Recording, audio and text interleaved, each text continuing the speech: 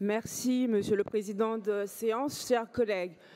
Comme vous savez, notre région est une région monde tournée vers l'international avec comme angle d'attaque la francophonie.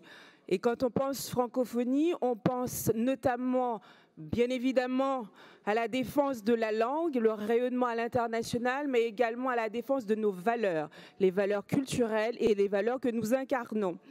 Alors pour ce budget, nous avons un budget de la Direction de coopération internationale qui s'élève à 1,3 million en investissement et 1,340 000 en fonctionnement. S'agissant de toutes nos actions, parce que je vous ai tout présenté en séance, en commission, la qualité des projets de coopération conçus par la région Île-de-France avec ses partenaires est non seulement reconnue, mais saluée, que ce soit par les acteurs français du développement, mais également à l'international avec nos partenaires francophones. L'AFD soutient fortement nos actions à travers des projets en cours pour un montant de près de 4 millions d'euros. Le ministère des Affaires étrangères également souhaite nous accompagner plus fortement par la signature en 2024 d'une convention cadre qui permettra de sécuriser une aide financière de l'ordre d'1 million d'euros sur 3 ans afin de faire rayonner dans le monde l'expertise et la culture francilienne. Expertise France également souhaite s'appuyer sur notre coopération avec les oblasts de Kiev et Tcherniv pour financer nos acteurs franciliens développant des échanges dans des oblasts en mobilisant des fonds français et européens. La Commission européenne également va financer un projet Interreg sur les finances vertes qui sera piloté par la région et associera 2 partenaires de coopération, l'aire métropolitaine de Lisbonne et la région Bruxelles-Capitale. 4 priorités nous sont chères pour 2024, nous serons chères. La région va lancer une initiative forte sur la francophonie économique pour encourager notamment la mobilité des jeunes créateurs de start-up entre la France, l'Afrique et le Québec. Elle sera présentée lors du sommet de l'OIF à Villers-Cotterêts en octobre prochain. Des nouveaux partenariats stratégiques avec les États du Victoria en Australie ainsi qu'avec un État indien qui renforceront la présence de la région dans l'Indo-Pacifique.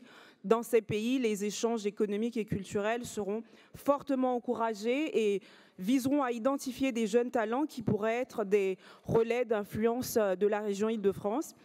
La lutte contre le changement climatique, la protection de l'environnement et la biodiversité resteront une priorité de l'année 2024 avec une implication forte de la région sur la scène européenne et internationale pour accélérer la mobilisation autour de cet enjeu en préparation de la seconde COP régionale en 2025.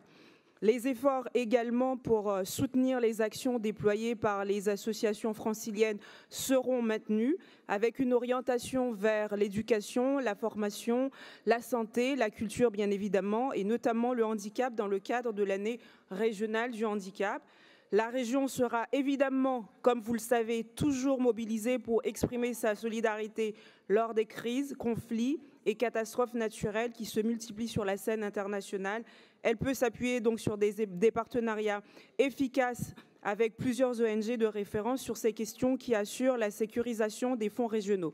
Chers collègues, comme vous le voyez, malgré une petite baisse, mais notamment le fait de travailler, que ce soit avec le ministère des Affaires étrangères, avec plusieurs ONG, la coopération internationale demeure extrêmement vivante. L'occasion pour moi de remercier l'ensemble des services qui font un travail remarquable, Franck Daboville, Laurent Poidelfi, Aude Rothenberger, et j'en profite aussi pour saluer le travail qui a été fait par Cédric, notamment pour le forum sur l'Ukraine. Si je peux me permettre, j'invite tous les maires ici présents qui n'ont pas eu l'occasion de signer ne serait-ce qu'un accord de coopération, un partenariat avec les villes ukrainiennes à le faire. Merci, chers collègues, j'espère et je vous invite bien évidemment à voter ce budget avec enthousiasme, joie et à l'unanimité.